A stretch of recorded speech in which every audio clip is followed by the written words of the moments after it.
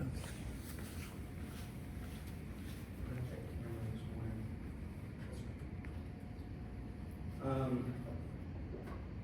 I have exams not to give out yet, almost completely graded. I'll make the grades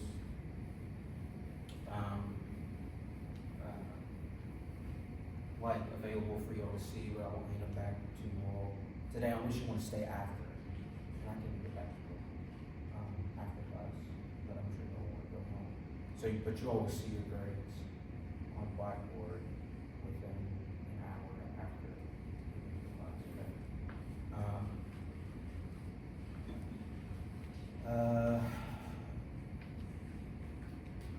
So, well, I guess I'll say that for tomorrow. One thing that I just wanted to mention is that I harp to each one of you. I want you to know this. I'll say, I want you to identify the structure on the exam. I say that time and time again. And I know a lot of people, I've heard it thousands of times from tons of students, Chris repeats himself a lot. I do that for a reason. Okay? I repeat myself, not because I'm crazy, I know what I'm doing. And I do it for a very specific reason. And I record the lectures and I give it to you all for a reason. Okay? Now, I'm not angry or anything, I'm just telling you all I'm doing these things for a reason. Don't gloss over when I'm saying something 5 times that I'm, doing it for no reason, or I'm just saying that, I don't know what you all think, but I've heard it time and time again, and the things that I see consistently missed on an exam are things that I know I've said multiple times. I know I've said it multiple times. I understand of something, and that's the reason why on a lot of questions I accept multiple answers. I let you all know that I accept multiple answers for something. That's when I know that I haven't harped on it enough. But I know when I say something multiple times, and when I say it multiple times, you all should know it too. Okay? So we'll talk about the exam more tomorrow. Now, it wasn't an easy exam, I'm going to say that. It was a longer exam, and so I am kind of lenient with my grading. However, everything on that paper, when you all get it back, I'm testing you all on everything that you will see on the final exam. So everything that's there, you are responsible for the final exam. And the final exam, I can't do anything with it. You get there's 100 questions on that final exam. And 100 questions, I'm not grading at a 95. I'm grading out of 100. And, that has the opportunity to be 20% of your grade if it replaces one of them. So, don't think that this material is gone. You will see it again. The other thing, of course, I'll mention it again. Okay, bonus points. I showed you all, what I did from all the previous classes. I put it and ran a correlation coefficient. 0.976 correlation coefficient is unheard of. If I was in the laboratory and I got a 0.976 correlation coefficient, you'd say, go do the experiment again, because that's fake. Okay, so I'm telling you, it is directly related to your current grade in the class. And I've seen it over and over again. And you all have seen the data too now, and even in this class, it's directly related. So, again, I'm not doing these things for no reason. I'm not trying to embarrass anybody, but we're trying to grow here. This is supposed to be a growing environment. And so, hopefully, you all, you'll try to get a little bit uncomfortable. Okay? Not angry. I'm not angry by any means. I understand. But, let's try a little bit harder. All right. So, we finished here. I talked to you all about this process of DNA replication being semi-conservative, and I mentioned to you this specific enzyme, DNA polymerase. DNA polymerase is an enzyme that is removing 2 phosphates from what looks like ATP. right? This nucleotide looks like ATP. And the breaking of these two phosphates, which is inorganic phosphate, results in the energy required for us to add these nucleotides to the DNA strand. So what I do want you all to know that DNA polymerase is involved in this process. I didn't test it on this exam, but I do want you to know for future exams, and it will certainly be important for the final exam to understand. These nucleotides, you will see in the structure of ATP, and we'll see it again on the next PowerPoint I just uploaded that for you all too. But looks like ATP. Except the only difference is that thymine in ATP is an adenine. Okay? And it's the cleaving of those two phosphate bond, or that phosphate bond here, that results in the release of energy that allows us to add these nucleotides to these strands. Okay? And DNA polymerase is allowing us to act. Now, the process of DNA replication involves many, many, many steps. Okay, and there's a lot of enzymes that are involved here, and there are multiple types of DNA polymerases that are involved in this same process. On your learning objectives, it does require you, it does mention that you all need to know these things. I don't think it's necessarily that important. I think it's more important for future classes. So if it is on your final exam, I'll take off those questions. I wouldn't focus on that on your learning objectives.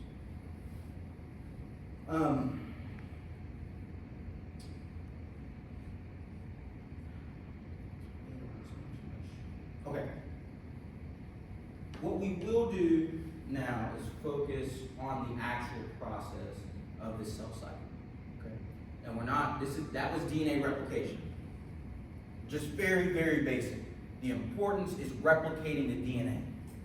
Now the DNA is only one part of the cell, okay? That's only one part of the cell. The cell goes through steps called cellular division. That is sort of like the second most important process in cellular division, replication. And so it has multiple processes, and I'll show you a different figure that looks a little bit better. But there's something called a G1 phase, there's something called an S phase, and a G2 phase. These three processes are involved in what's called interphase. Okay, so interphase is the big picture here. There's interphase and mitosis, and within interphase, there's a G1, there's an S, which is the S is where the DNA is actually going through replication. Then there's G2, and then there's mitosis, where we're actually separating the cells. Now, you all know that this process of mitosis is dividing a single cell into two identical daughter cells. Okay? Two identical daughter cells. Meiosis, on the other hand, was you're taking one cell and we're dividing into 4 cells that are genetically unique. Okay? So mitosis, 2 identical cells. Meiosis, we're dividing into 4 cells that are genetically unique. Okay. So within this process of interphase, you can see it's G1, S, G2. This isn't a nice figure by any means, but we're not really focused here. I just mentioned to you briefly about what's going on in S phase. That was DNA replication, also known as DNA synthesis phase. That's where the S sort of comes from. But then we have this process of mitosis, which is also called the M phase. Okay? And within that, there's 5 steps. First one's prophase. We'll go into each phase in detail, but it starts prophase, metaphase, anaphase, telophase, and then cytokinesis. Not really a step, but it's the physical dividing of the cell. And you all will need to know what's going on within each step. And I'll let you know the most important points within each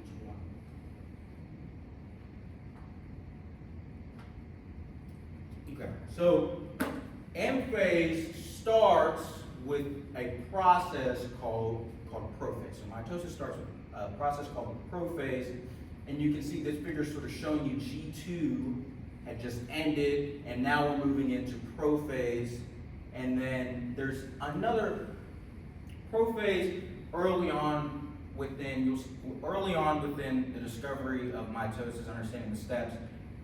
The prophase was actually divided into 2 steps. There was prophase and prometaphase. I don't want you to know prometaphase. I just want you to know that these are these two together is prophase. Okay. And so what's going on here is that you have these proteins. Now, it's of course not two, you have multiple, but they form what's called an aster. Do you all remember what these proteins were that were in the cell, sort of made of cytoskeleton? What'd you say? Centrosomes. Okay, they were centromeres, but they're the same thing, essentially. But these were proteins that acted as anchor points for the cytoskeleton. Okay, remember the cytoskeleton is what's holding the cell together, giving it its shape. So proteins that were made of microtubules, filaments, etc. These protein molecules that were holding shape and structure with the cell.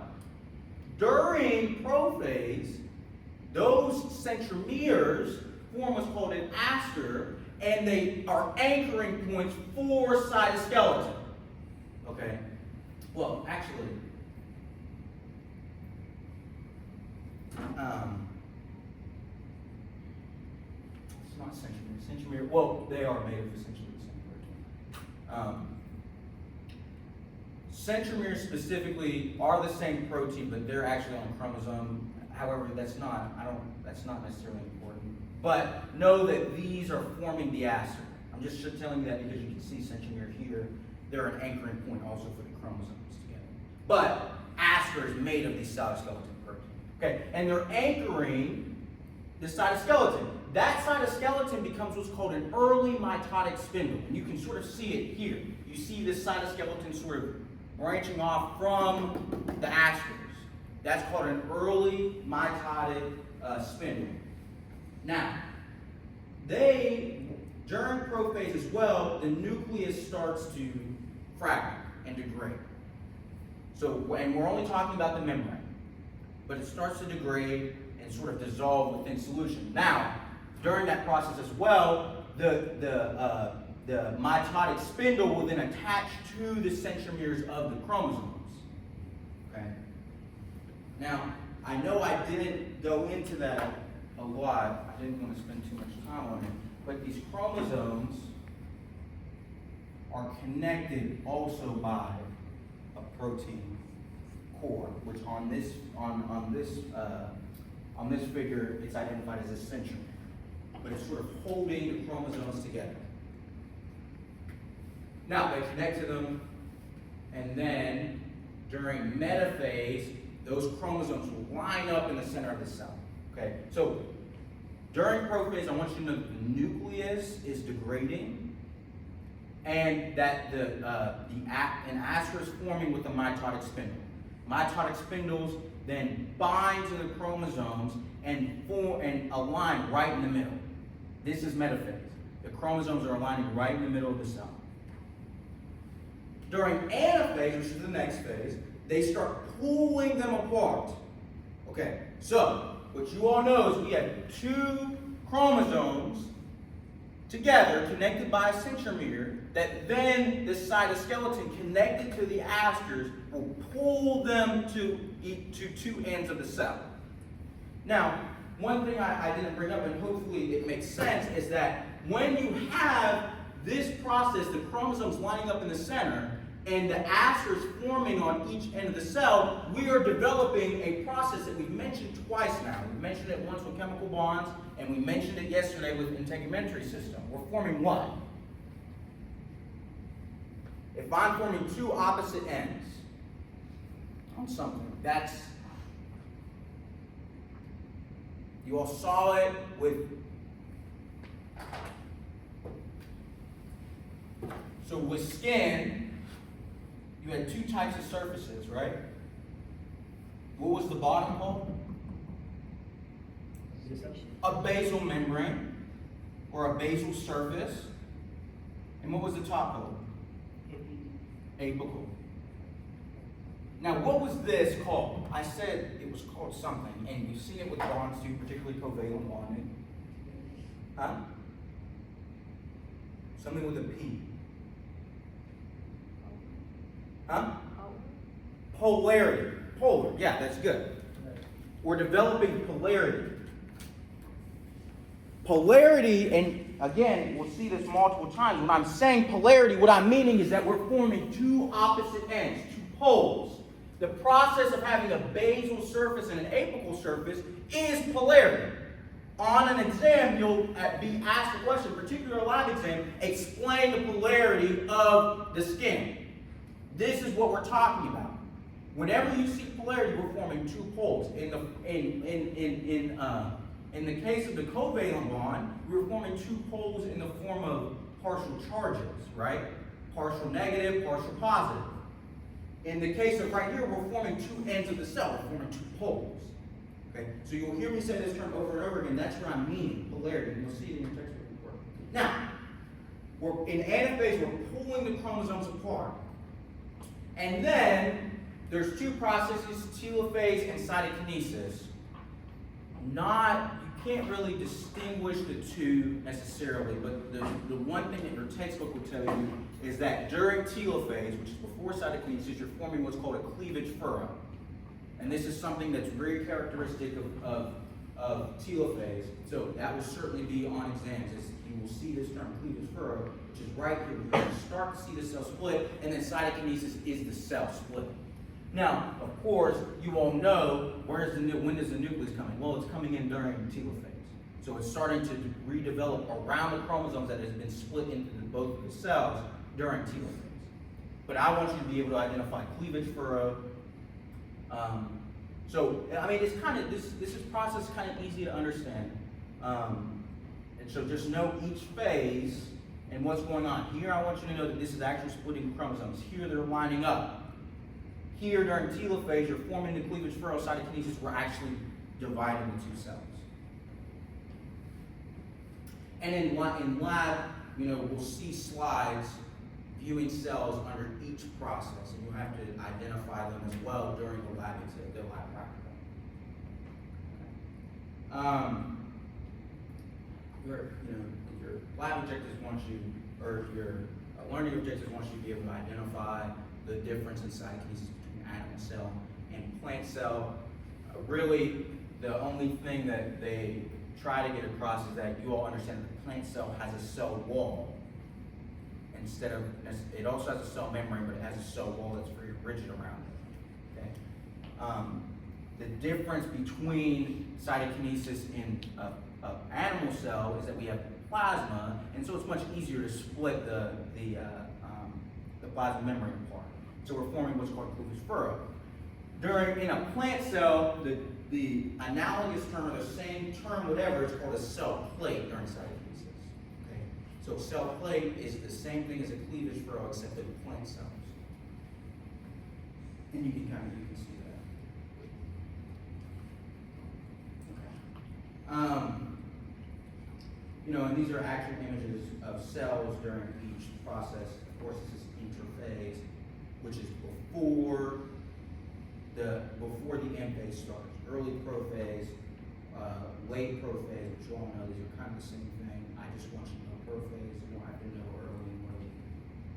Metaphase, you can see the chromosomes lining up. Anaphase, we're pulling them to opposite poles. Telophase, you can see the cleavage furrow forming inside the position, of course, you know what's going on. Okay.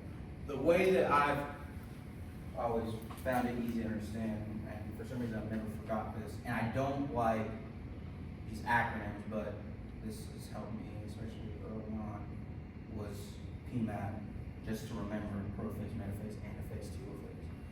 For some reason that's always stuck in my head. So this is the cell cycle here. Okay. Now I know we've really glossed over it a lot. But you all can see we have G1, we move into S phase where we're actually dividing the DNA. And what would be important here? What would be important during S phase? There's one important enzyme that we talked about. What would be important during S phase? Chromosomes duplicate. Okay, chromosomes duplicate, but there was one enzyme that was really important. Second class, we've mentioned it now. What enzyme do you think would be important during S phase? DNA polymerase. DNA polymerase, we just mentioned that. This is the enzyme that's allowing the DNA to duplicate. Okay. G2 phase is identified as the phase that's preparing for mitosis. And then we have mitosis, and then cytokinesis is sort of considered outside of mitosis. Now, again, I want you to understand, this is all interphase. Mitosis is one small process. Now,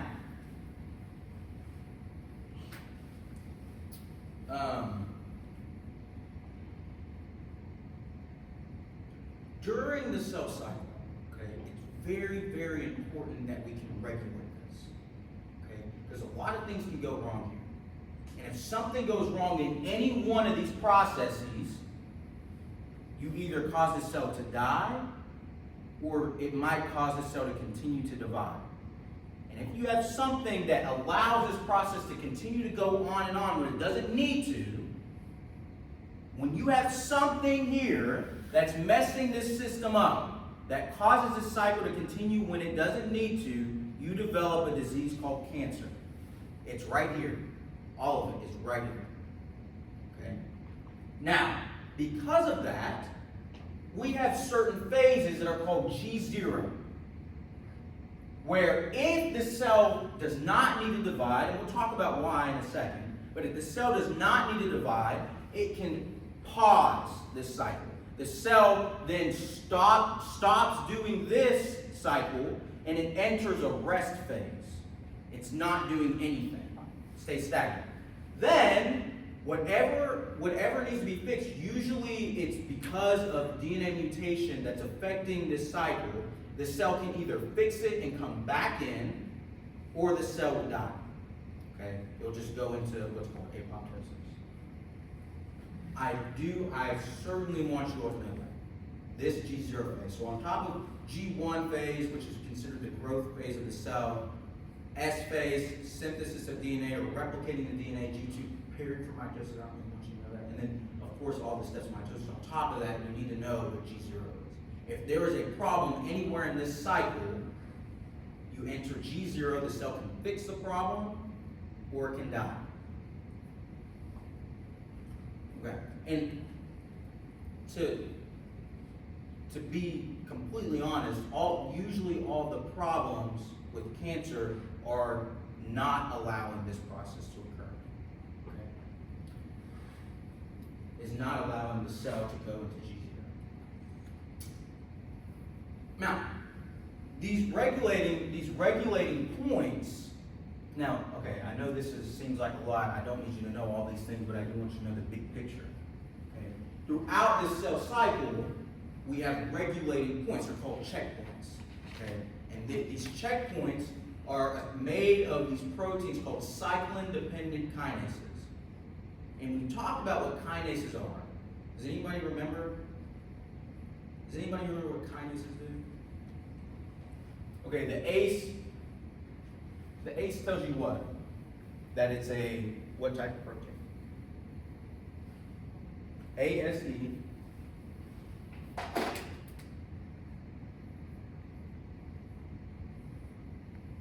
Tells you what?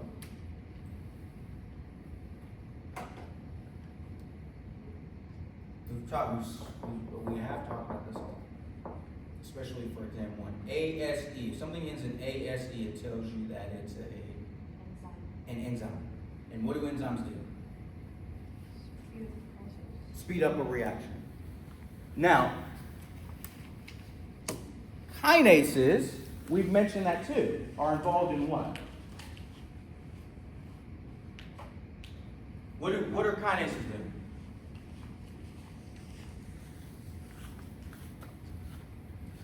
Okay, remember this.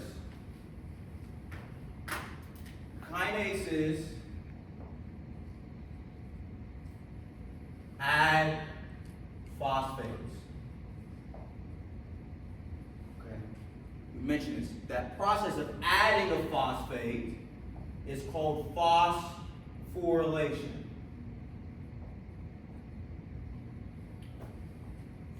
But the opposite of a kinase is called a phosphorylase. Removes a phosphate.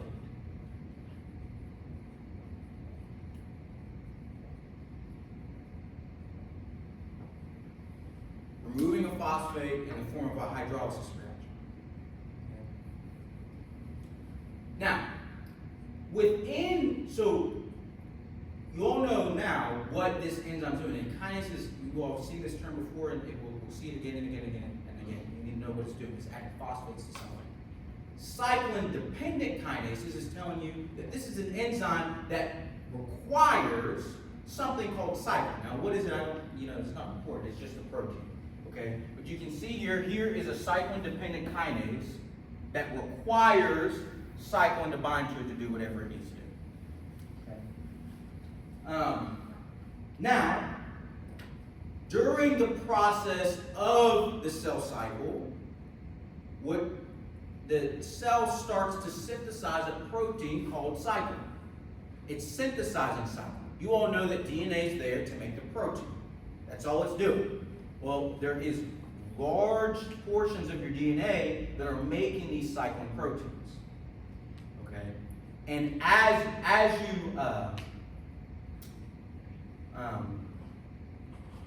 you're going through the cell cycle, certain portions of the cell cycle start to create different cyclins. That will then, this is a way to self-regulate the cell cycle. And when cyclins are produced to a certain extent and bind to the CDKs, then that allows you to move to the next step. Okay, so this is self-regulation within our own DNA. That as we're going through the cycle, we start to produce certain cyclins. Now, what happens if you produce cyclin B in this part? We'll go into G0. Okay, what happens if there's a mutation in the DNA that doesn't create a functional cyclin D? Because we've seen, you all know, I know we haven't talked about it in detail, but you all know that if I mess up the DNA in some way, I'm going to mess up the protein. It might not look the same. It might not be able to bind here the same. Well, then we enter G0. Okay, this is a way to self-regulate for us to move through the cell cycle. Now, the specific cyclins, E, A, D, B, none. You don't need that. Okay, that's not important, but the concept is important. Now, the process of something inhibiting or prevent or how would I say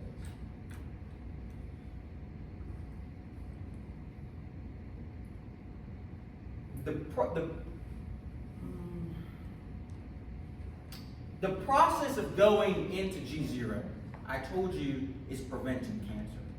Well, these happen to be something called tumor suppressors. Cancer is the formation of tumors. Okay? These genes, which you all know are genes, they're proteins, so they're genes, happen to be called tumor suppressor genes. They prevent the progression of cancer or a tumor. Now, and so if you know they prevent the progression of cancer, they're also involved in the progression of normal cell cycle function. Okay? Because if tumor is bad, and these inhibit the bad process, you know they're stimulating the good. I say that because there is an opposite that I think we talk about. Okay, this is not necessarily important. I wanted to talk about it, but we don't have time. But okay, we'll come here. So I want you to know CDKs and cyclins are required for the cell cycle to progress. And if the cell cycle is not progressing, we're moving into G0. Now, I do want to teach you all about these two different types of genes. One of them is called tumor suppressors. The other one are called oncogenes. Okay? One of them is defined as essentially the brakes. One of them is defined as the gas pedal. Okay? And so oncogenes are promoting the progression of cancer, okay, or of the cell cycle without regulation. Tumor suppressors are the ones that, whenever something bad's going on, we're stopping the process. Does that make sense to everybody? Okay, now there's thousands of genes that are identified as tumor suppressors. There's thousands of genes that are identified as oncogenes. Just because they're a tumor suppressor and oncogene doesn't necessarily make them bad, because you all know the cells have to divide. The issue is when the cell starts to divide when it doesn't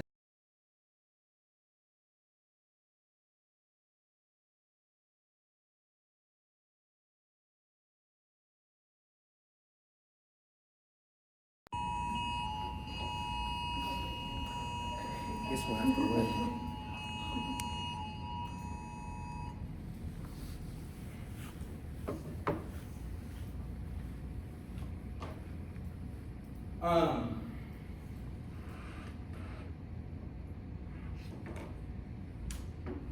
So,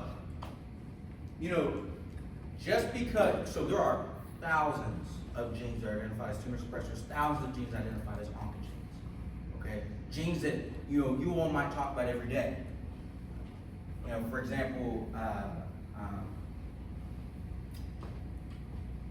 well, I'm not even trying to think of anything actually, I'll just get lost. However, many genes are involved in this process. For example, DNA polymerase.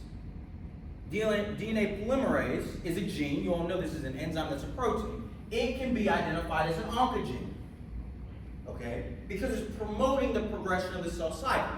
But you all know we need this for everyday function.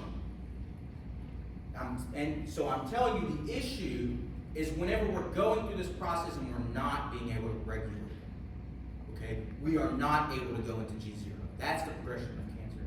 Now,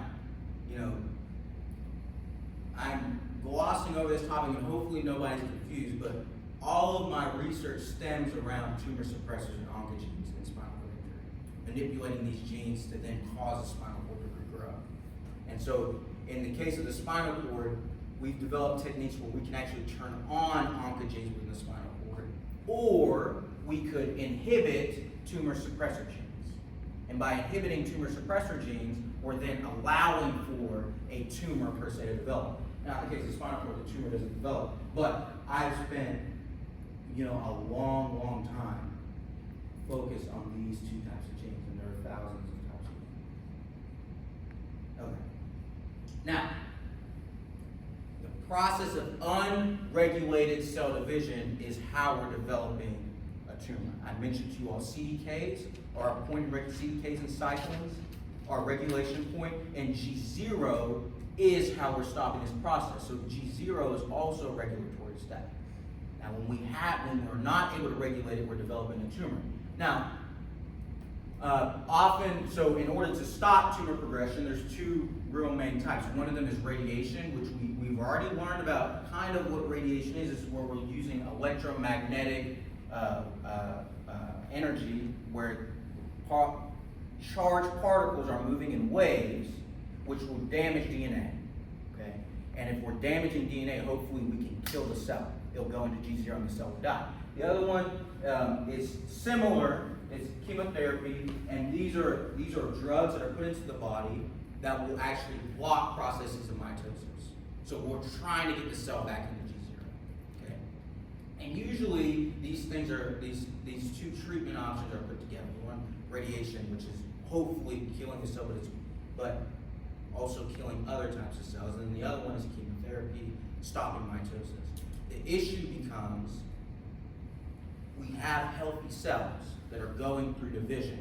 How do you distinguish between cancer cells and your normal cells? And this is why these treatment options are very, very detrimental to individuals, because you can't distinguish between healthy cells and cancerous cells. There are some ways now, but for the most part, these two things cannot distinguish between those. And especially if you have cancer cells that then break off from the tumor and enter the bloodstream, which you all know is the interstate of the body. They go to almost every portion of your body, and they can leave the blood and then start to form little tumors in other areas. One, how are you able to identify that? Two, then you have to start doing broad chemotherapy, broad radiation therapy to then kill lots of areas within the body, which is killing healthy cells. So we lose biological function.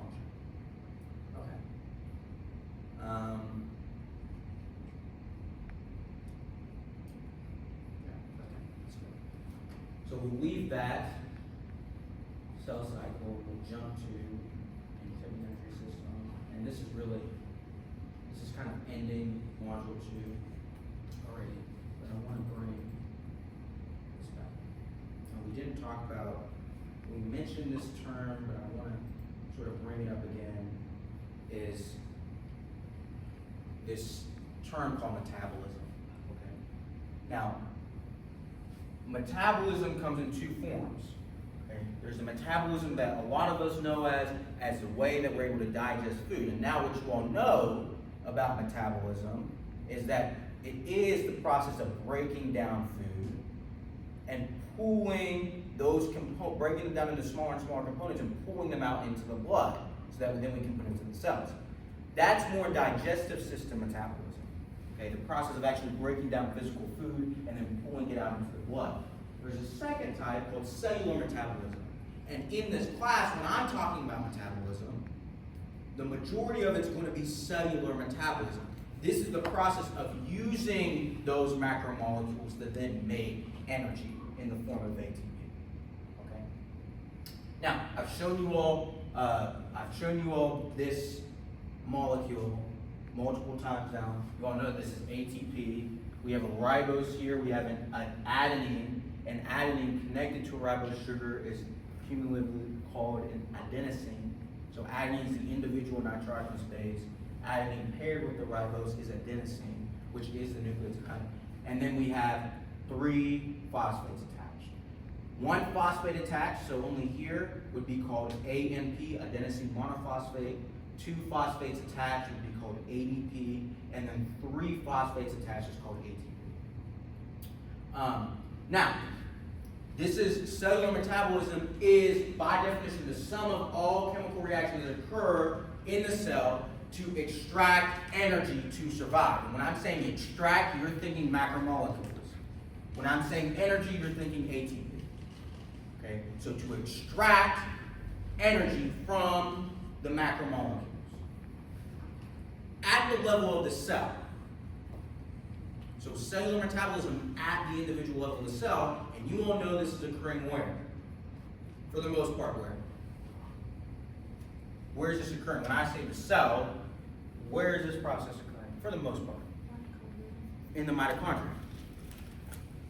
Now, I've mentioned to you all that these phosphates have oxygens attached to them, and they have negative charges, okay, that are repelling each other. But for some reason, this molecule stays together. So you all know that there's a lot of tension between this molecule and this molecule. They want to pull apart. Okay? Just like maybe if I'm, for some reason holding hands with a mass murderer, okay, I want to get away really bad, but for some reason we're connected. As soon as we let go of hands, I'm gone. Right? This is the same thing. For some reason, this molecule holds. And when you cut this bond, that releases a ton of energy. Okay? That process, is hydrolysis, the cleaving of that bond. That's where the energy is coming from. This molecule is holding tons and tons of energy, but at the same time, you know that it took energy to be able to form this bond. We put energy into the system to then make this molecule stay attached. Okay? And that was the process of glycolysis, and actually we'll go ahead and come down here. We've seen glycolysis, we've seen the electron transport chain already. I showed you all those figures of the electron transport chain. We're using oxygen. Glycolysis, we're using glucose. And there's a second step where you can use the byproduct of glycolysis and then put it into something called Krebs cycle, and each process is making ATP. Okay? Now, I don't want you to know, I do want you to know that electron transport chain is using oxygen to make ATP. Glycolysis is using glucose or the carbohydrates to make ATP. And then Krebs cycle is using a byproduct of glycolysis. In this case, it's pyruvate to make ATP. That's all I need you to know. I don't want you to know all the steps of these processes, although some of you will certainly have to, so it might be nice to look at that. But I do want you to know the names of these 3 processes and what they're there for. Okay. So that was sort of real glossed over metabolism. Now, we're about to go into tissues. Okay, we're about to go into talking about the integumentary system and the different tissues within the body. And so I want to sort of come back. I mentioned this a little bit when we were talking about the process of differentiation of cells. And I showed you all that, the embryo dividing into 2 cells and dividing into 4 and all the way up to 64 or whatever. However, That embryo then differentiates into 3 specific cell types. Okay? And this is important to know. And I think I did mention to you all, I showed you all that figure, and I did show you all the 3 different the tissue types, and I said that each one of these tissue types divide into specific types of tissue: cardiac, skeletal, nervous system tissue, lung tissue. I didn't mention that to you all, so if you all need a little bit of, not necessarily a refresher, but go back to that and just remind yourselves that we're starting from identical cells in an embryo. And that embryo, all of them, have identical DNA. But then they divide, they turn on certain genes and they turn off other genes as they're dividing. That process was called differentiation. And it starts by differentiating into 3 specific tissue types. This is still an embryo. This is still, a little, we're talking about maybe 1,000 cells. Forms into 3 layers.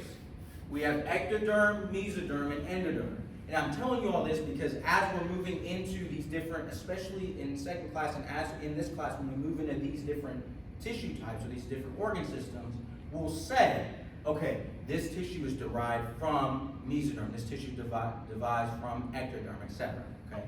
So you need to know that these 3 types then give rise to all the tissues that we know. Okay? The specific types you don't need to know.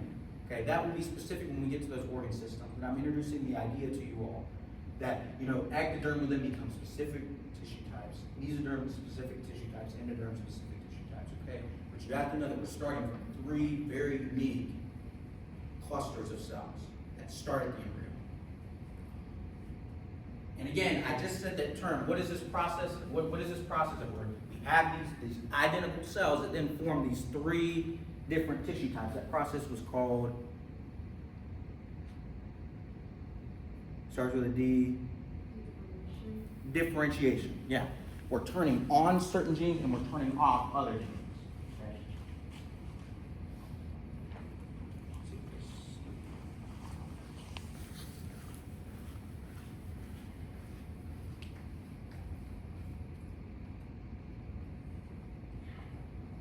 Okay, so now we're jumping into what's called histology, which is essentially the study of tissues.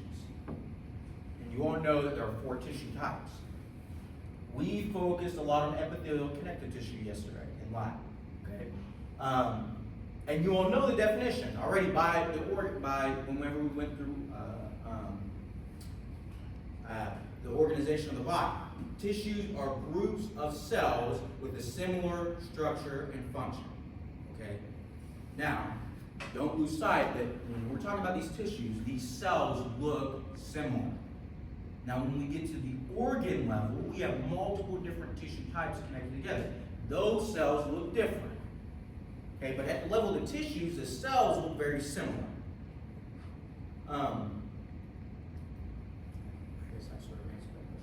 Now, we have epithelial tissue, connective tissue, muscle tissue, nervous system. We'll talk about nervous tissue. We've sort of talked about this already, but there is, your one objectives do ask you the concept of how do we visualize these tissues. Okay? If I take, a knife and I cut a little bit of my skin, I put it on a slide and look under the microscope, it's going to be completely clear. Okay? So we have to go through a process when you take tissue and visualize it, like all these pictures that you're seeing on these slides and that you will see throughout these slides. You have to go through a process. The first process is called fixing. Okay? Fixing involves an alcohol called formaldehyde, which then stops all biological processes within the cell. Okay? So we've learned so much about everything that's going on within the cell. There's all kinds of stuff moving around. Okay? Vesicles moving, endocytosis, exocytosis, movement of ions, cells dividing, all these processes are occurring at once. CDK, we can go on and on and on. Formaldehyde stops the process. It freezes everything in time. Okay, so that when you do take these tissues, you don't see all kinds of stuff going on. Okay, so the first one is you fix it in formaldehyde. It's also called preserving, whatever. The second part is that you section the tissue into very thin slices so that light can move through. Okay, you all know the importance of light moving through. You saw it in the microscope. You had the little condenser at the bottom that's shooting light through. So you have to section it into very, very thin slices. Okay, now there's many different techniques for that. But then you have to stain it. And there's many different types of stains that will stain different things based on their chemistry, based on the elements there that will stain different colors. Okay, given the stain. The one that, you all see a common stain, and we don't talk about stain. Okay. You all see a common stain that's like pink. It's not this one, but it's like pink and purple. That's a specific, very common type of stain that will stain certain molecules a pinkish color and other types of molecules a purplish color. And it has 100% to do with positive and negative charges on the elements. Okay. Now, we've talked about the different types of how we visualize these things. I mentioned to you all the light microscope, which you all have used. I mentioned to you all fluorescent microscopes, and then, of course, we have electron microscopy, which is the highest definition. These are cilia on the surface of a cell. Okay. These are individual cilia on the surface of a cell, which is pretty cool. This is very high definition. And then we can add color to them. I mentioned to you all that was blue, black, and white. You can add color to electron microscopes. Okay, so that's how we visualize them. I do want you to know these 3 steps. Okay, epithelial tissues. We spent 2 hours on this yesterday. I don't want to kill you all with information, but you all know that epithelial tissue covers the body's surfaces. Anything exposed to the external environment. I'll say this time and time again. Your skin is only one. Your GI tract is exposed to the external environment. You eat food from the outside. Your lungs are exposed from the external environment. You're breathing air from the outside. Your ears are clearly exposed to the external environment. Okay? So anything that you could possibly imagine that's exposed to the outside is epithelial tissue. Now, again, we talked about 2 types. There's covering or lining epithelium, which is what I just mentioned, sort of exposed to the external environment, and then there's glandular epithelium. Okay? Now, when I'm saying glands, we talk about 2 types of glands on exam 1. They both start with an E. What type of glands do you think I'll be talking about when I'm talking about epithelial tissue? Starts with an E. Okay, endocrine's one type, but what was endocrine doing? The thyroid and stuff, and those were secreting hormones into the blood. And then there was the second type called exocrine. Exocrine was secreting onto an epithelial surface. You remember that I told you that's what the definition was of exocrine gland. Was a gland that's secreting something onto an epithelial surface. Endocrine is secreting something into the blood. Okay, and we'll talk in detail about endocrine as well. But when we're talking about glandular epithelium, we're really talking about something that's secreting onto the surface of the skin or any type of epithelial tissue. And in that case, when we looked at the skin model, we looked at sweat glands, which are exocrine, and we looked at sebaceous glands, which are exocrine as well. Now, we've talked about these different cell types. These simple, you remember it was one layer. What type of tissue is that? What does that look like to you? Pseudostratified epithelial tissue. And it was pseudostratified because under a microscope, it often looks like there's multiple layers. Especially when you're looking at columnar, you see the nuclei that are arranged right next to each other. And pseudostratified, the nuclei are all over the place. And so when you look under a microscope, it looks like you have stratification, you have multiple layers. However, every single one of these cells are connected to the basal surface or the basement membrane. Okay? So it appears stratified, but it's not. Okay. Now, there are 5 key characteristics of epithelial tissue. One of them is called polarity. Oh my gosh, use that word again. You have apical surface and you have a basal surface. Okay? Basal surface is the bottom, the apical surface is the top. So this is the apical surface of my skin. Okay? The apical surface in the case of, let's say, the trachea. Okay, we'll say lung tissue. Where is that apical surface? Is that the part exposed to air or the part that's not exposed to air? Exposed to air, the part that's exposed to air. So typically when we're talking about epithelial tissue inside our body, this is the part that's facing the opening of a tube. Because for the most part we're talking about tubes. This is the part that's facing the opening. Okay? In the case of the stomach, the apical surface would be the part that's facing the food, facing the opening of the tube. Okay. I can't remember if I go on these. Okay. Then we have specialized contacts. We talked about these things, cell junctions. We had the desmosomes. We had the gap junctions. We had the tight junctions. These cells have specialized junctions between them that serve important functions. Okay.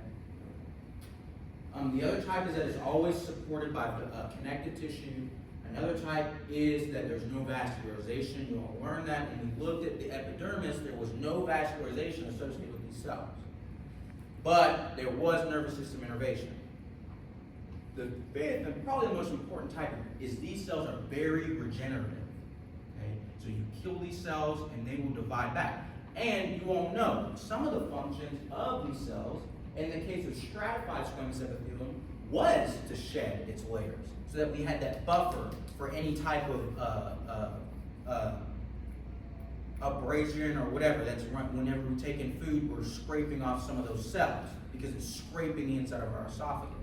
The function of stratified squamous was to shed those cells, to add a buffer to protect what's underneath. Okay, and so it's important that these cells are very regenerative. However, with this, what do you think could go wrong? What do you think could go wrong? I'm telling you these cells are very regenerative, which means they're going through what type of process? If I'm telling you that these cells are very regenerative, what type of process will they be going through? They'll be going through cell division, cellular division, mitosis. So what could go wrong in that process? If I'm telling you it's going through this process a lot, what could go wrong? It produces too much or not enough. Okay, you produce too much or not enough, which would be called what? If I'm producing too many cells, I'm dividing too much, you're developing cancer. So these cells are very susceptible to tumors. These cells are very, very sensitive to tumor progression, which means that our checkpoints have to be, in check with these cells because they're going through the process so much. So those CDKs, those cyclins are very important here at epithelial tissues. And oftentimes it does go wrong with these cells and they end up dying. Sometimes they don't die and then they develop tumors. And we'll talk about specific types of tumors. But, you all know the most common type of cancer is skin cancer. That's because of right here. These cells are very regenerative. Not just so happen, we'll talk about reasons why, but we're exposed to UV rays constantly that's damaging DNA, and sometimes they evade the cell cycle. Okay, we've looked at these figures already.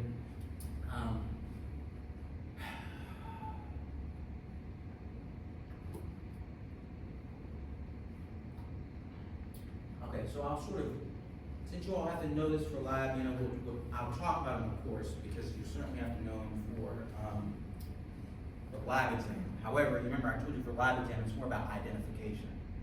For us, for us in lecture, it's really about function. Okay, function and maybe a little bit of location. Location probably more for lab, but function is very important. Okay? Lab's more for identification. You can see what these cells look like. These simple squamous, one layer of squamous cells. They're very thin cells. This happens to be the lungs and alveolar air sac. But the most important function associated with it is that there's a small distance between the two cells, which allows something that can freely diffuse in the case of the lungs, it's oxygen, which can freely diffuse across the membrane. It decreases the distance that it has to diffuse, which is very important because we have to get oxygen into the blood fast. The blood's moving fairly fast. Your heart beats, normally 70 beats per minute? That blood's moving fast. So we have to get oxygen across that membrane and into the blood quickly. Okay? So the small distance between these types of cells is very important for that function, especially for the lungs. So diffusion and filtration is probably the most important function associated with this. We had simple columnar epithelium commonly found in the GI tract. You remember this was important for absorption and secretion. And the reason is that they often have microvilli on the surface, which is increasing the surface area.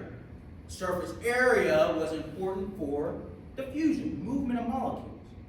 We also talked about a concept too about facilitated diffusion.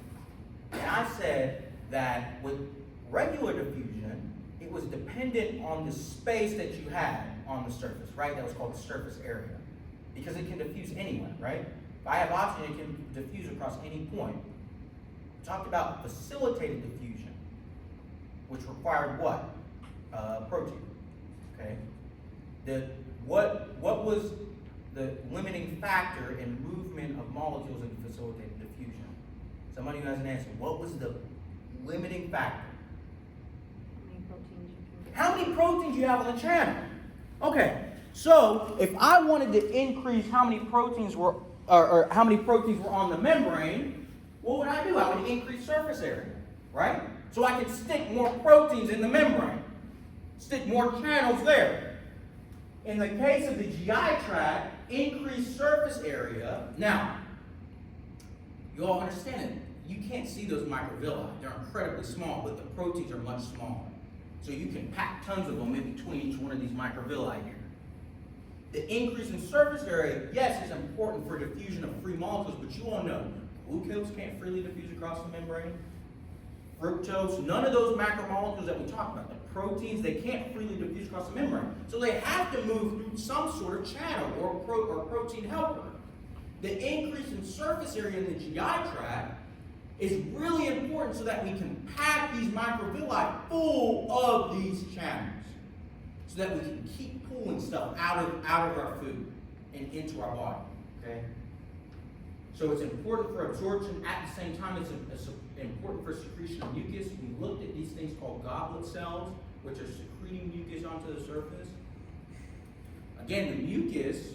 You remember this was important for our respiratory system because it was trapping the bacteria. Same thing here.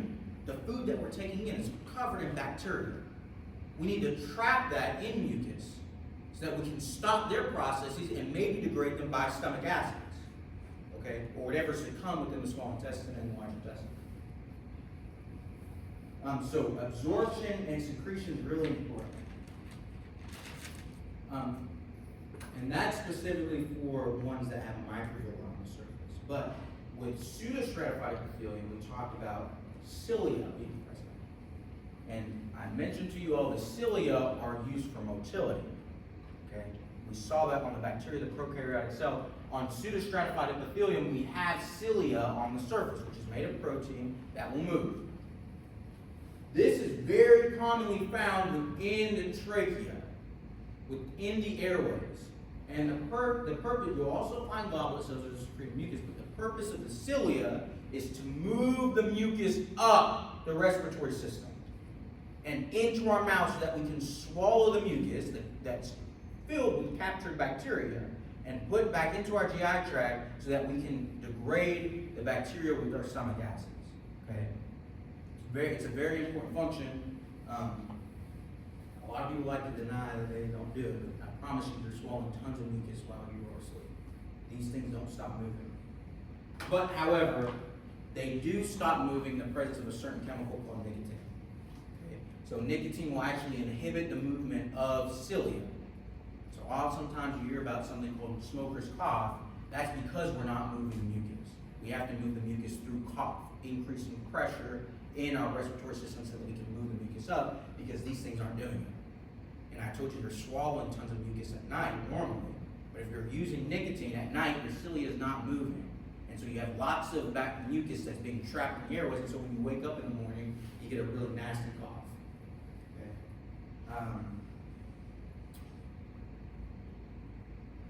So the importance here with pseudostratified epithelium is propulsion of mucus. Okay, that process is called ciliary action, but I just want you to know that there's cilia present here that are involved in motility, particularly for the movement of mucus. And I'm not mentioning the other functions because you really only find pseudostratified epithelium in the airways. Okay, stratified squamous. I've mentioned to you all 5 times now. Function of this is to protect the underlying tissue. Okay, we are shedding off lots of these layers as things are moving across. Okay, the most common place you'll find it is in the esophagus. Now, this is non-keratinized stratified squamous epithelium. Okay, we talked about that protein called keratin. We'll look at it in 2 slides from now. But this has no keratin on the surface. This is just stratified squamous epithelium. Okay. So we have many, many layers of squamous cells on the surface here. And that is particularly for protecting the underlying tissue. Okay. Mentioned to you, and that the important area is the esophagus in this case. Then there was this transitional epithelium. There's no distinct shape with these cells, but their function is kind of important. It can stretch very well. Because of their huge globular shape and their really unregulated structure, they're able to stretch and they're able to come back very easily. It's most commonly found in the reader's bladder, and I mentioned to you all this in the vagina, also urethra and the readers. So urethra will be the exit of the kidneys, or urethra will be the exit from the bladder to the external environment. The ureter will be from the kidneys to the bladder. But they stretch very well. That's the important function associated with it. Where's my key? Huh.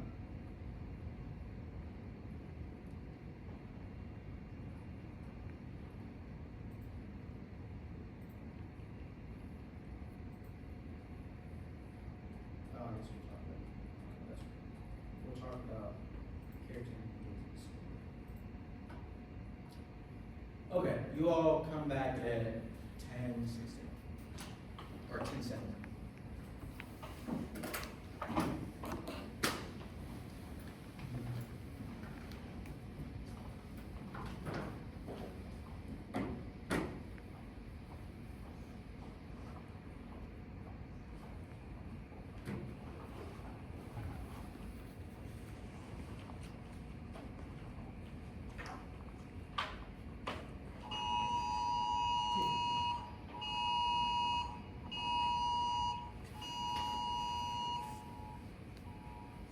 Is somebody here in Lexington? No, it's in Club Run, but it's like in Being Alert. So basically, it's someone with autism that's a child. So Oh. they're like having to send out, I guess, alerts all around Kentucky in general. So, It's in Cave Run. yeah, Club Run or something. Oh, Cave Club Run? Run. Some part of Kentucky. But apparently, they just found the person. That's why they sent out another alert.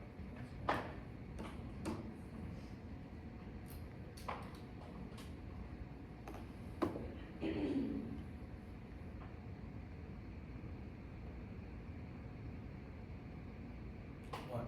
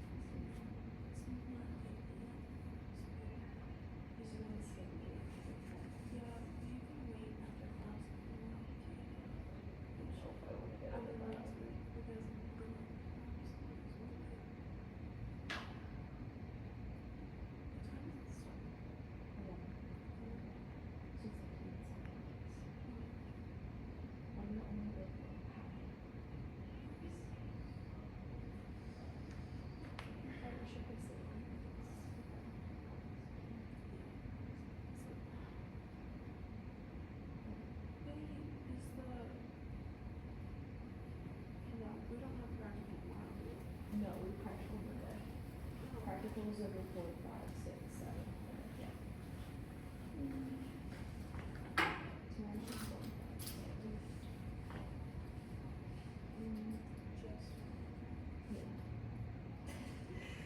Like saying that like it's not, Right? but we'll be fine.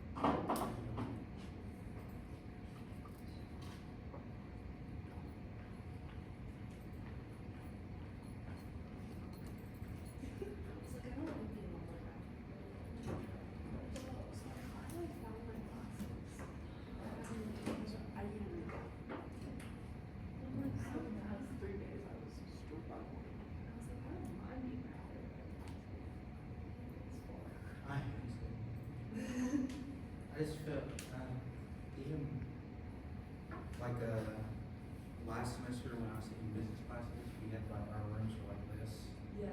like, and I hated seeing what people were doing on the computer. Like I did not want, I didn't care who looked at me, but I did not want to look at everybody else. Yeah. So I like this. Well, I stuff, feel like though. so far away.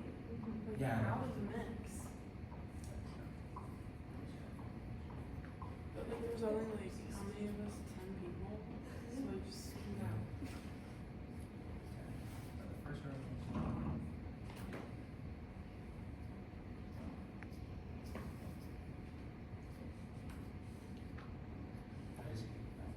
And whenever I was at Morehead, whenever I took this, my anatomy professor also taught me a course called organ systems physiology. And I actually modeled my teaching out of him. He really got me excited about science because he was like very energetic. And I started sitting in the front, I answered all the questions and stuff. But then he was so like animated that he would use me as examples. Like he would just walk up to the front and grab my arm and lift it up and say, "It's binding here." I was like, It's like, okay. yeah.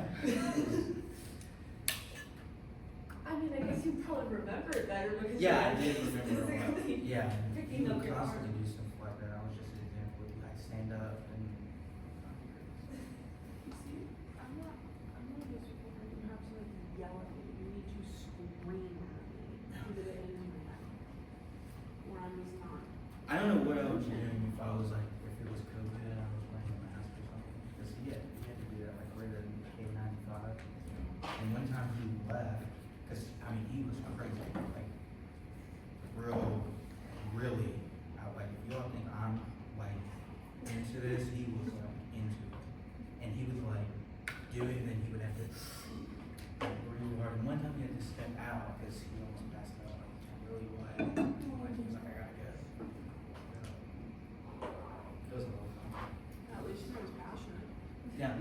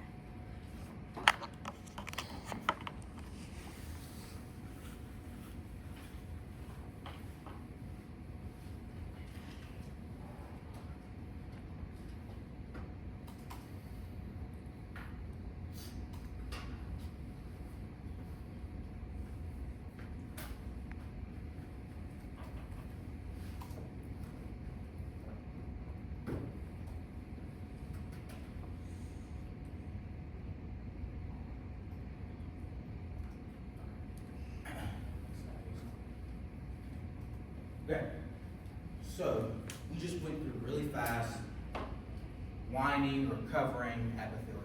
Okay, we looked at all those different ones, stratified, simple, squamous, whatever. Now there's glandular tissue. Now this isn't the first time that we're introduced to glandular epithelial tissue. Okay, hopefully you all can name one. If we had to talk about 3 unique areas within the gland. Y'all remember? We're talking about glands. There was one gland that we talked about in detail. We were modifying something.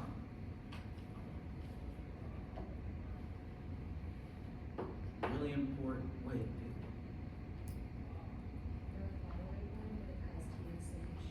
It wasn't parathyroid, did we?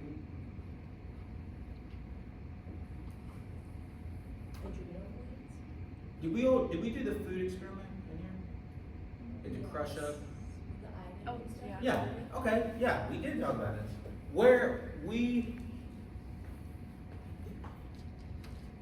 Did we talk about salivary glands in this class? We talked about how saliva was being modified? Maybe that was it. Never mind. Sorry. We have 2 types of glands. We have exocrine and we have endocrine. Okay? Exocrine secreting onto an apical surface. Okay? Onto the surface. You all know now that the apical surface, you can identify the apical surface 90% of the time by saying where is the opening of this organ, or where's the opening of this tube. Okay, that's the apical surface. Exocrine glands are secreting onto that surface. That's the definition of them. Okay. Now, what I was trying to get to you all, and I swear we talked about it, but I guess we didn't, is the salivary glands. This is a gland that looks very similar to this. They're secreting its components, in this case saliva, onto the surface of the mouth. Now, I swear we talked about it. What was the particular enzyme in saliva that was important to know? Amylase. Right. Okay. At least we talked about that. This is where saliva is getting modified, and you all know that saliva has amylase present in it. That's one of the things that's secreting onto the surface of the mouth to help digest the carbohydrates. Now, these exocrine glands can look a little different depending on the exocrine gland that you're talking about. I don't need you to know that difference, but you do need to know the difference with endocrine. Endocrine is going into the blood, and so oftentimes what these glands look like is they're packs of cells, clusters of cells together. You all remember in the pancreas we had those what did I just say? Clusters of cells that were called beta cells and alpha cells that were together. Well, blood vessels are running through them. And as they need to release what they need to release based on receptor binding and et cetera, a signal, of course an efferent signal back from the brain, they then secrete the hormone into the blood, and then it circulates. Okay. Now, you all know that when it is released into the blood, it's seen by almost every single cell. This is the interstate within the body. It's not distinguishing where it's going. In endocrine glands, and that's why hormones are so potent, is because we're secreting a large amount of something into the blood, and it's being seen by everything, and it affects many different cell types. Okay, so know the difference between endocrine and exocrine. Okay, connective tissue. Connective tissue is essentially, like I mentioned to you all yesterday, is holding epithelial tissues together. Now, there's some functions associated with this. Some of them binding, supporting, protecting, insulating, storing fuel. In the case of adipose tissue, that was really important, or transporting substances. Now, there's 2 main characteristics. One of them is that there is an extracellular matrix. There are large pockets of fluid that exist in the connective tissue. And you all know what that fluid's serving for. One of them is obviously transporting between cells, or communication between cells. Cells can, release certain things that can bind to other cells for communication. Also as nutrients, you can have, this is where collagen, this is where you'll find hyaluronic acid within the extracellular matrix. But so they provide a lot of nutrients for the cells as well. But they all come from a common embryonic origin. And that is mesenchyme, which is mesoderm, which you all have already heard of. That's one of those embryonic tissues. All connective tissues come from this common origin. Okay, so we have talked about these in lab. Each one of these tissues already, with the exception, we haven't talked about bone yet, and we'll certainly talk about that next lecture. This is more of like a review slide. I do want you to know these subclasses, okay? So, loose connective tissue includes areolar, adipose, reticular. Dense connective tissue is regular, irregular, elastic. And we'll talk about some of these cells, but I would like you to know, the cells that are involved in the major category of connective tissue proper. Okay? So connective tissue proper is the big picture for this in terms of this class, and then you have two subclasses, loose and dense. Okay? You have these within them, adipose, areolar, reticular. Okay, cartilage is the next one. You have 3 types of cartilage. We've talked about the functions of each. So I think it would just be a waste of time to try to talk about these again. This is a good review slide to look at, especially for the practical application. Okay, but there are some common components between all connective tissue. Okay, one of them is the interstitial fluid, and I mentioned to you already why this would be important. Okay, so this is the fluid that I'm saying that is a component of the extracellular matrix, which is part of connective tissue.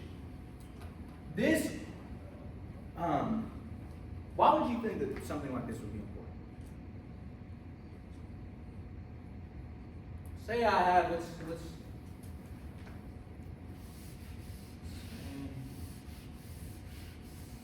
we got two cells. We got a cell here, we got a cell here. We have all of this. You all know connective tissue looks crazy. We have some cells which are much smaller, all over the place. We got all this space in between. Now, there's lots of other cells around here, but we have this extracellular matrix. Why would this be important? I've sort of touched on it already.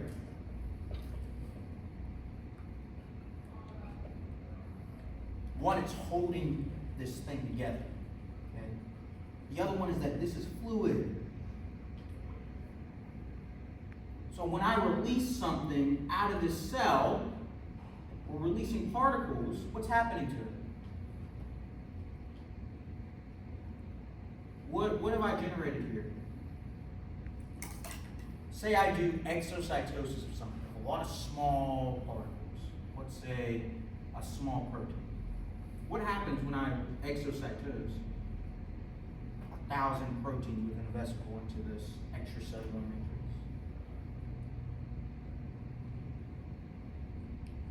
I've generated what? High concentration. What do you think is going to happen? We diffuse. We diffuse these molecules throughout this solution. And it's going to all different types of cells. High concentration to low concentration.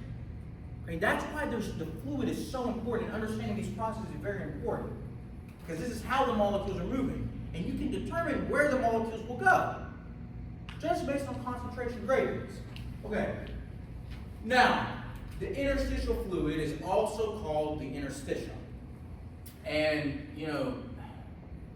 this is now, I've been seeing some crazy stuff all over like my Instagram feed about, scientists have found this new organ, they've now identified it as the interstitium. I wouldn't say that this is an organ, but you all know they're considering it something like an organ. This is a very important thing that a lot of people overlook. Okay, and it's for these reasons. There's a lot of communication going on in this area, in the interstitial fluid, in the extracellular matrix. Okay, so it is very important. Don't overlook it. The other thing is that we have cell adhesion proteins, and we'll talk about some of these. But this is functioning as the glue between cells and between those proteins like collagen that's present in the extracellular matrix as well. There's another thing called proteoglycans. Okay, and proteoglycans are essentially they're a mix between carbohydrates and proteins. So carbohydrates are connected to proteins that make these huge, very large molecules, these huge branch structures, almost similar to glycogen, and they're present here in the extracellular matrix. One of them really important, again, I've said this a million times, is hyaluronic acid, and that's binding thousands and thousands and thousands of water molecules and keeping it there in the intracellular matrix. Within the and the proteoglycans, because they're binding all those molecules, it's sort of making the extracellular matrix sort of a gel-like structure. So that's why you'll see gel-like brown substance on a lot of these. It's because of these proteoglycans. Okay. Now, within connective tissue, you have three main types of fibers. You have collagen, which is providing high strength. Collagen is a very, very strong compound. It's a large protein structure. You have elastic fibers, which is allowing them to stretch. And we saw, we saw microscope size of elastic fibers that they're able to stretch and then recoil. And this is not the last time we see elastic fibers. Then you have reticular fibers, which is allowing for flexibility and strength. There are three main types of cells that you'll find in connective tissue. One of them is fibroblasts. You'll commonly find this in connective tissue proper. We talked about these as being essentially immature cells. They can become other types of cells. We have chondroblasts, which are immature cartilage cells, essentially. Whenever you see blasts, these are young cells, immature. Osteoblasts, which will become bone, will create bone. These are immature cells.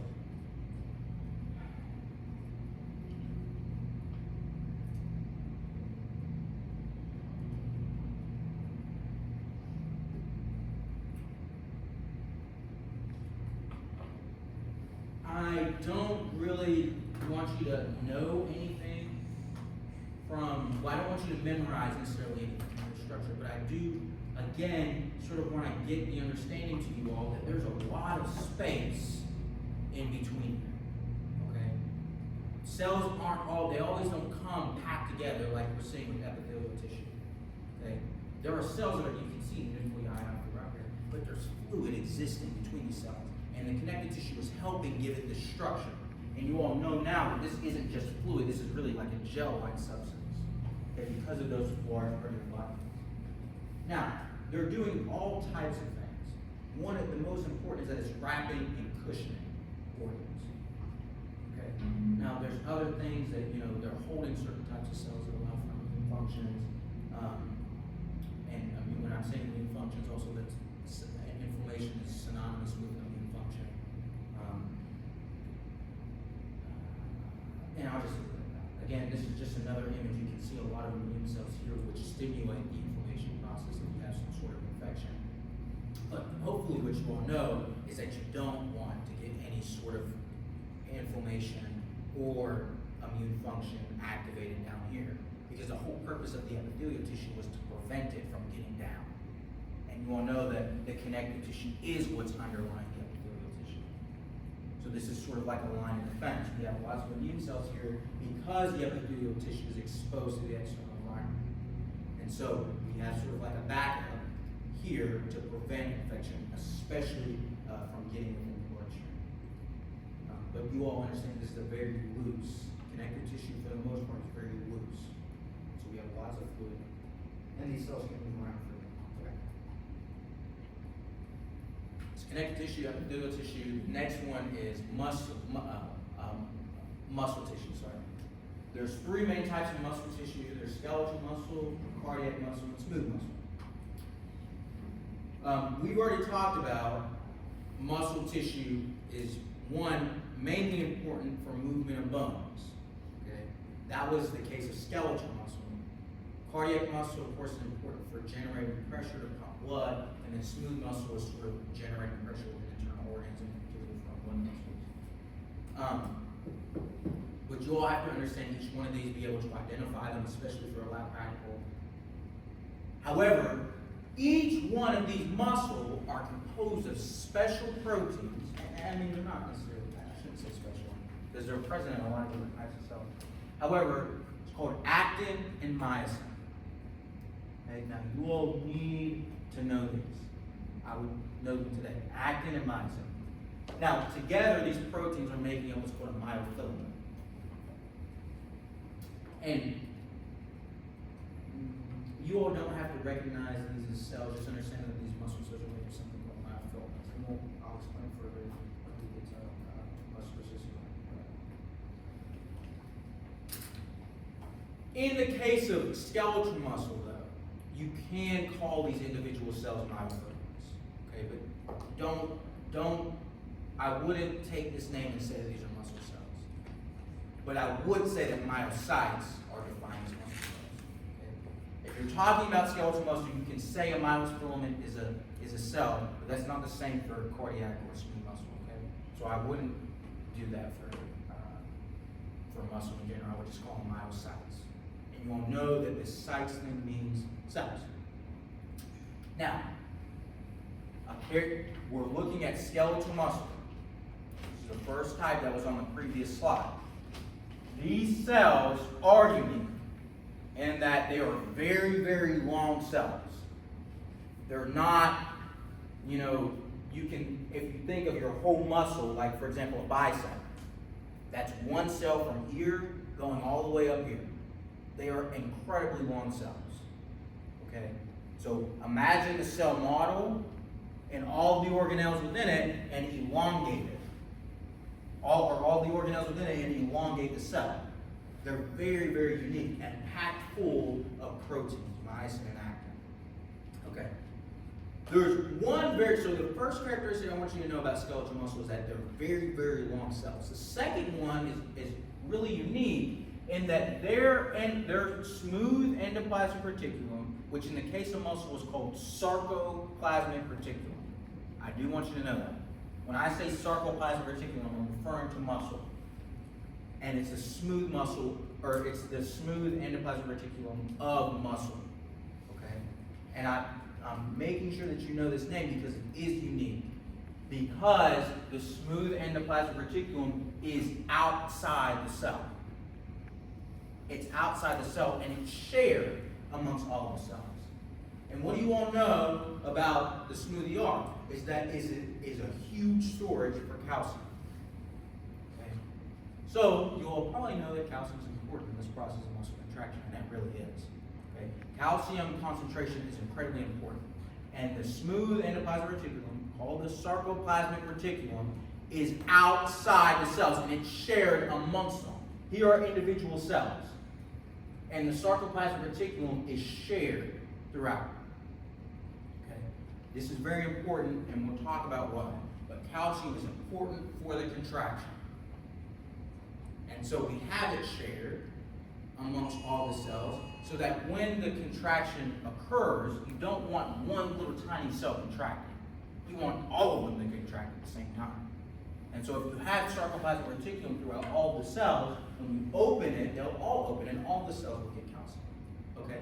Now that's kind of general, but understand outside the cell it's storing calcium.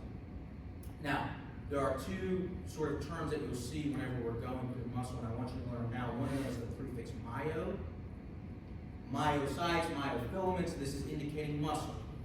The other one's sarco. Sarco is indicating muscle. Sarcoplasmic reticulum, the smooth endoplasmic reticulum. The plasma membrane around muscle cells is called the sarcolemma, and we'll see that. But and even the cytoplasm is called the sarcoplasm. Okay, so whenever you're seeing sarco, this is identifying muscle cells. This is what muscle cells look under a microscope. This is a simple light microscope.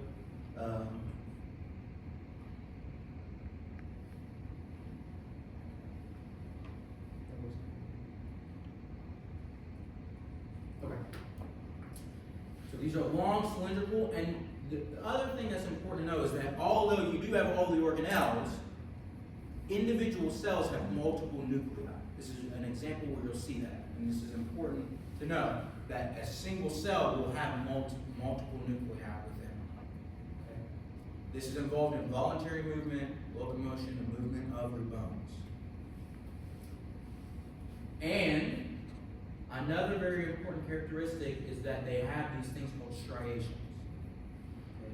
This is sort of the banding pattern pattern that you see on the skeletal muscle. They have striations associated with it. Now, cardiac muscle. This is present in the heart, obviously cardiac. You'll only find cardiac muscle in the heart. There's some unique characteristics. One of them that it shares with skeletal muscle is that it has striations. Okay? So you can see the banding pattern on these cells. Now, these cells are unique in that they bifurcate, this process of the cell branching into 2 points.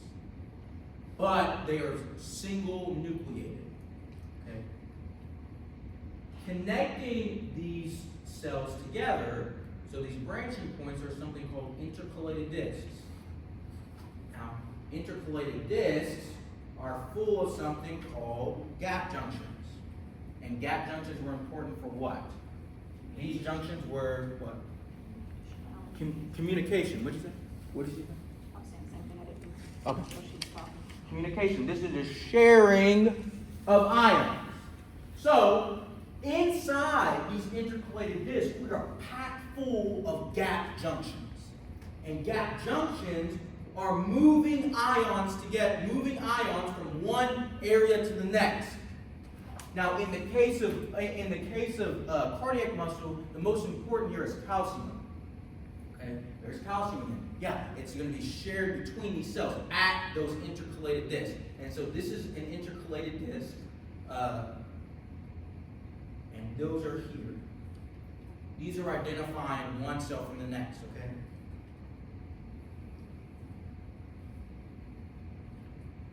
Now, understand that in the intercalated disc, again, I will repeat myself, there are gap junctions. Now, that is very important for communication, yes. But when we're talking about the heart, I told you that for muscle, calcium is very important for the contraction. Okay? Calcium is very important for the muscle contraction. I didn't mention that skeletal muscle has gap junctions. Why? What did it have that was transporting calcium? What did skeletal muscle have? The sarcoplasmic reticulum that was connected to all the cells. That is extensive throughout all the cells. It's shared amongst all the cells, which allows all the cells to contract at once. In the case of cardiac muscle, this is way more important. We have gap junctions so that when one cell contracts, we require calcium, it shares it with the next and to the next and to the next. So that when one cell contracts, they all contract. All of them at once. That's very, very incredibly important. Because if you have portions of the heart that are contracting at different times, you're screwed. You will have a heart attack. Or you'll start pulling blood in one area. And you'll start building up blood in an area of your body, particularly the lungs. That's called pulmonary edema. That'll be where portions of your heart are contracting at different times. These gap junctions are allowing for the heart muscle to contract at once. So that as blood's coming in, you're pushing it out at the same time. If you have any sort of off regulation with that, say I cut off some gap junctions here, and say that a portion of the heart's not contracting at the time that the other one is contracting, blood starts backing up into the system. And you all know that blood's leaving the blood vessels, especially for immune function or whatever. When you back up in the lungs, fluid will leave. And then you build up fluid within the lungs. That's called pulmonary edema, and it will kill you.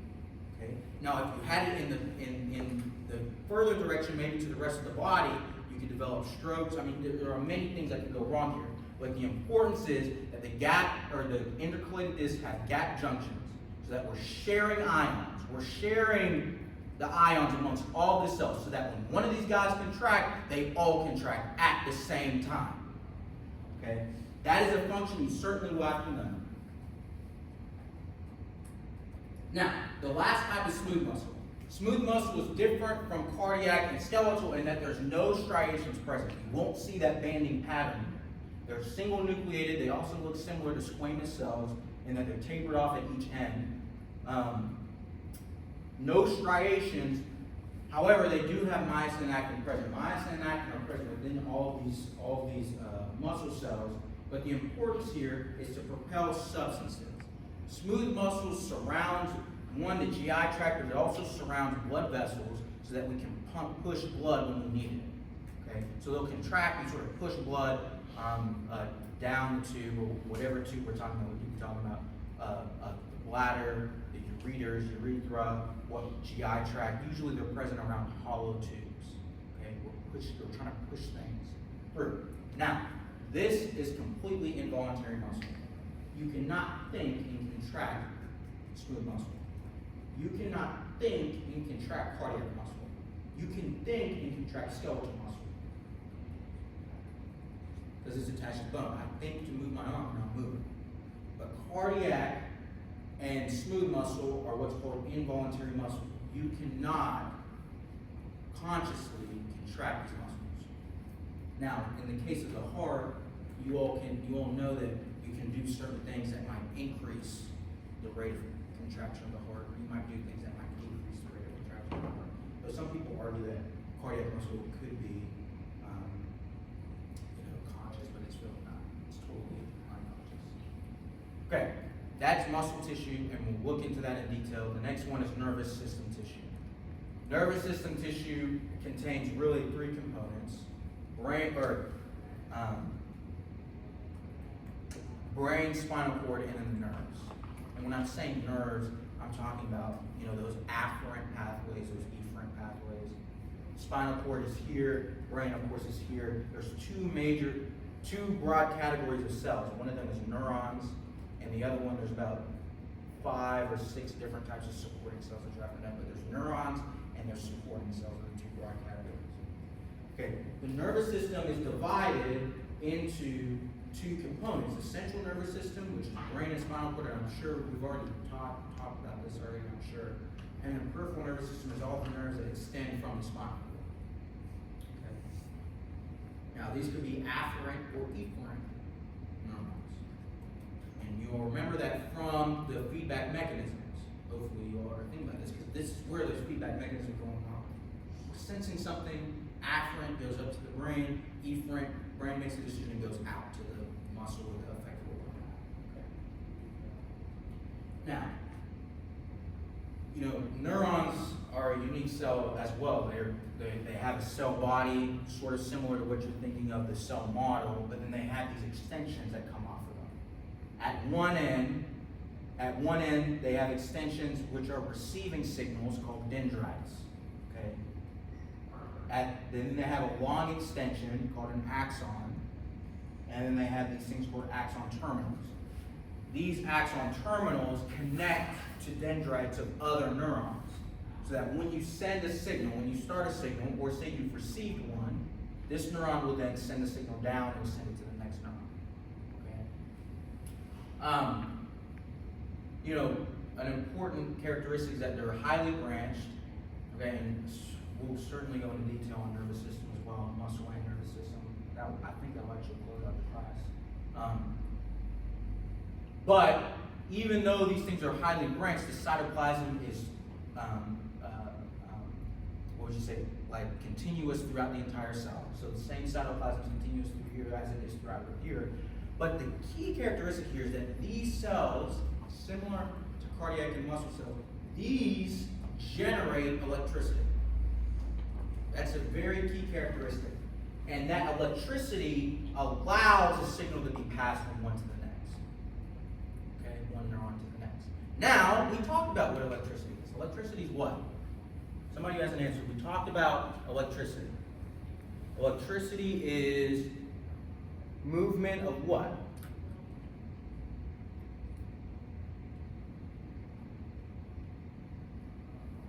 You know. Movement of electrons or charged particles. Now, we learned about tons of charged particles, right? We learned about sodium, we learned about calcium, we learned about potassium. In the case of the neuron, the movement of charged particles are the electrolytes, and that's generating electricity. These cells, and you will know when we're talking about these ions or these electrolytes, are moving via diffusion. That's why it's important.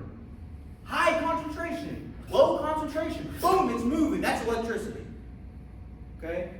And as it's moving down, as we get down to these little terminals, they stimulate exocytosis, which we talked about. You remember we mentioned those snare proteins? The contact between them, the importance in what was stimulating the initial contact was calcium. That's a charged particle. Where do you think that's coming from? The electricity generated from this neuron will cause those snare proteins to come together. Then we exocytose what everybody sort of knows, the term neurotransmitters. That's causing us to exocytose the neurotransmitters. Here, we'll talk about it in detail, but the importance is that axon terminals are connected to the dendrites. The dendrites are where the signal is coming in. Axon terminals are where the signal is leaving. These cells generate electricity. Okay. Now, we have trillions of these things. So, it gets very, intricate, and I'm not even, we will talk about these later, but, it's fairly complicated.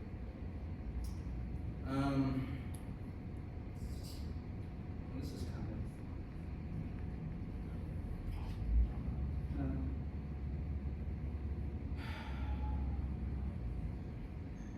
okay, yeah, you are okay.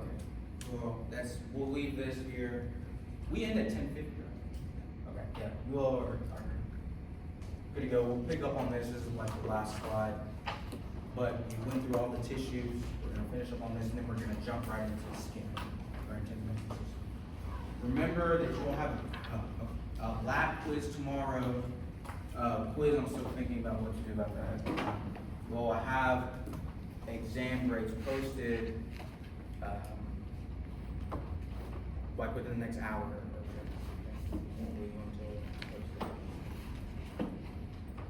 Did you say we can look at them if we wanted to? If you want to stay, I'll grade it there. If you all want to stay, I'll grade your all's for you all, and then just do that.